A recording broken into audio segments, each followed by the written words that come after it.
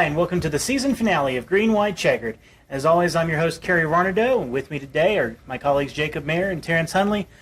All right, well, the season is wrapped up, guys, so as we kick off Garage Talk this week, Jacob, talk to us about the fireworks at Homestead. Yeah, it kind of came into this race pretty typical over what we've seen over the last decade. Jimmie Johnson came in with a pretty big points lead.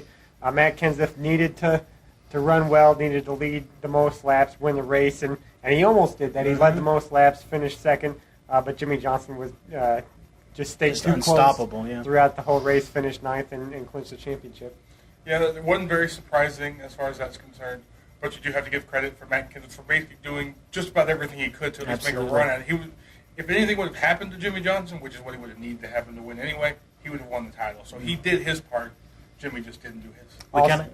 Go ahead. Also good to see Denny Hamlin getting a win after such a horrible season. Has the injury back in March, comes back, and you sometimes see guys who get that win in the final race. It kind of propels them headed into next season. So I think that number 11 car will be back next year. Absolutely. We kind of saw the dichotomy in that race, didn't we, with Harvick having troubles and kind of not doing so well, where, as we said, Kenseth brought everything to bear.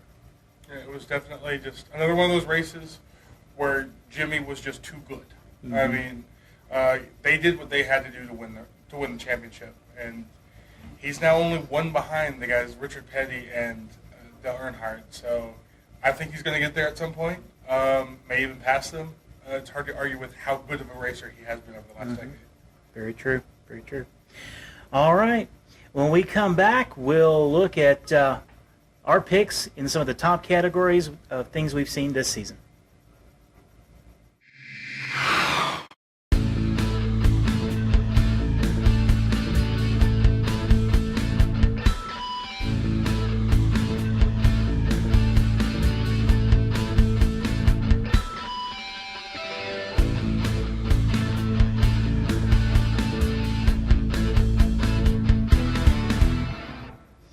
Welcome back. It's time for Getting Our Kicks, brought to you by Budweiser.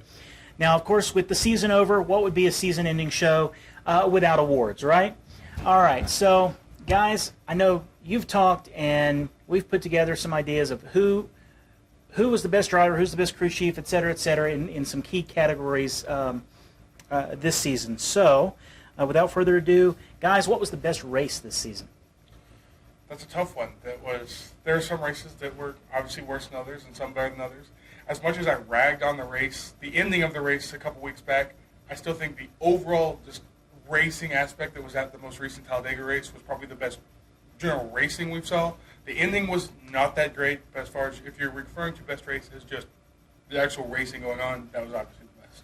I'm going to take one of the other classic races in the season, the Bristol night race. Had a lot of action go on there. Always a short track, and that kind of was the final short track before we had all the crazy stuff happen at Richmond a couple weeks later.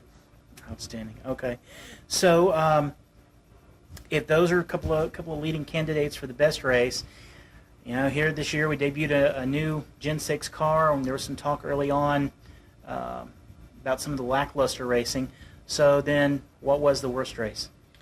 I don't like having to say this, but as far as I think one of the worst races, the fall Texas race was incredibly boring to watch. There wasn't a whole lot going on. Jimmie just basically was out there dominating. Nobody ever really challenged him for most of the race. That one just was really boring to me. Yeah, whenever you have a driver that good, sometimes it takes away from the show. I'm going to go with the second race of the season at Phoenix, and that one was understandable. I mean, it was the first non-restrictor plate track where they ran the Gen 6 car, but like Denny Hamlin said, it was just so hard to pass. Right. Sometimes on those flat tracks, it gets to be a lot of single-file racing. Exactly. And of course, no racing season would be complete without the occasional surprise or two. So, Terrence, for you, what was the surprise this year? How well Kevin Harvick competed. I did not see Kevin Harvick in his final year at Richard Childress being that strong and even being mathematically in contention for the title towards the end of the year. I honestly didn't even see him making the chase when the whole thing started. Yeah, that's a good choice. I'm going to take Kurt Busch, being with that single car, Furniture Row Racing. I mean, we've never seen a single car team make the chase, and Kurt Busch not only made the chase but competed for a lot of race wins. Never got it, but it was also a springboard for him going to a bigger organization next year. Absolutely. All right, and of course, with some of that big racing means some big moves. Jacob, what was the best move of the year? Well, I'll stick with Kurt Busch going to Stewart-Haas Racing. This is a guy that was on top of the sport 9 years ago as the Sprint Cup Series champion, and gets knocked down to where he's driving for a partially funded number 51 team at times last year. So to see him make that move back up to a big organization, that's obviously a great step for his career. Absolutely. And my best move isn't necessarily NASCAR related. It's more Juan Pablo going back to the open wheels. I think Juan Pablo's going to be able to go back there and be the driver he was before and just go back and compete and just be a strong racer. It's an interesting choice. Sure, he will do well.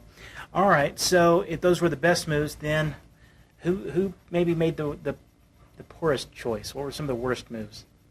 Well, based on how well he was running the season, you may have to wonder what Kevin Harvick was thinking whenever he was moving over to a team.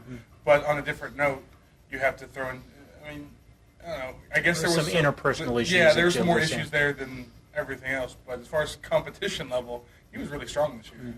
I'm going to take Martin Truex Jr.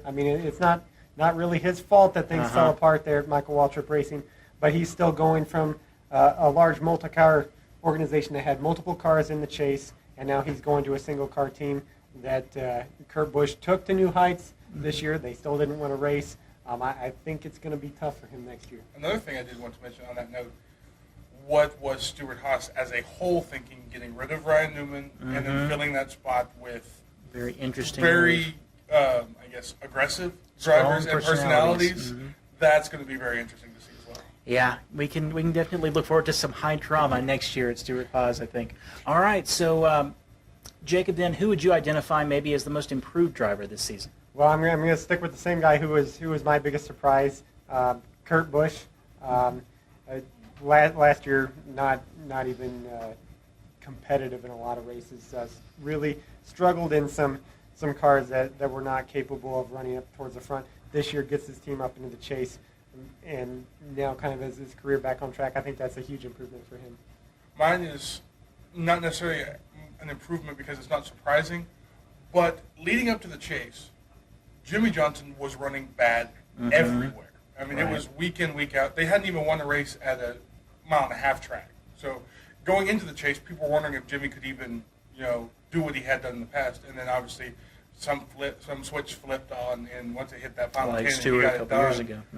So, but yeah, that was much. Interesting. Very good. All right. Next up, crew chief of the year. Is there a competition here? Not even close. Chad Knausgaard has 6 titles, and obviously Jimmy's the driver that does that with him, and together they're one of the best just pairings. But Chad Knaus, like I was just mentioning, they were bad, and then all of a sudden they hit chase time and they get things fixed. They have tests at Texas and Homestead, and they run really well there to kind of close out the deal. It's hard to argue with Chad Knaus. Yeah, I'm going to stick with him as well. I think you really saw the difference between Knaus and some of the other crew chiefs at Phoenix when Matt Kenseth's car was struggling, and his crew chief said, "Sorry, bud, there's not really much I can do." And then you look at what that number 48 team can do. Even a year ago at Kansas, Johnson wrecked that car. The back of the car was destroyed. They came back and got a top 10 finish. Right. And he right now is the best crew chief in the sport. Absolutely. All right. Well, again, as we kind of get into some of these latter categories, the competition gets tighter. Terrence, can anyone argue with Hendrick as team of the year? I believe so, because just the improvement that was shown by Joe Gibbs Racing and just the consistency level that Matt Kenseth brought to that organization, and then you throw in Denny Hamlin getting the win at the end of the year, it shows that they are a really strong team, and they are one that, barring that one bad race that he had during the chase, they're there to compete with Hendrick week in and week out. And Matt Kenseth won the most races this year, so I think Joe Gibbs is definitely one of the top tiers. Well, I am going to take Hendrick Motorsports, getting all 4 cars in the chase. Right. And Dale Earnhardt Jr. was in the top 5. Jeff Gordon competed throughout much of the chase after he caught that gift to get himself in the chase. And Casey Kane had a great year going up until the chase, and then he gets his Rick Hendrick gets his 11th title as a team owner. I think still they're the top team of the sport. They did only get that 4th team with a little bit of help from NASCAR. But he competed once he got there. The spin heard around the world, huh? All right. Well, and finally, of course, is Driver of the Year. Jacob, who is it? Well, the best driver on the best team, Jimmy Johnson, wins the 6th championship. Not only the best driver this year, but he's the best driver of this era as well. I would agree with him being the best driver of the era, but this year, Matt Kenseth, I think, was the best overall driver. He was winning at all sorts of different types of tracks. He won. He led the series in wins. It's hard to argue with somebody who can just go out there and win week in and week out, and several times beat Jimmy Johnson or even beat Hendrick Motorsports. I think he beat Casey Kane 3 or 4 times second place and just outdrove the guy. So it's hard to argue with, I think, Matt Kenseth being the driver of the year. Outstanding. So sticking with the Gibbs-Hendrick split. All right. Well, that'll close us out. I want to thank you all for watching today's show and for sticking with us throughout the season. On behalf of all of us, I want to thank you for watching Green, White, Checkered. All right. And until we see you again, have fun, stay safe, and keep racing.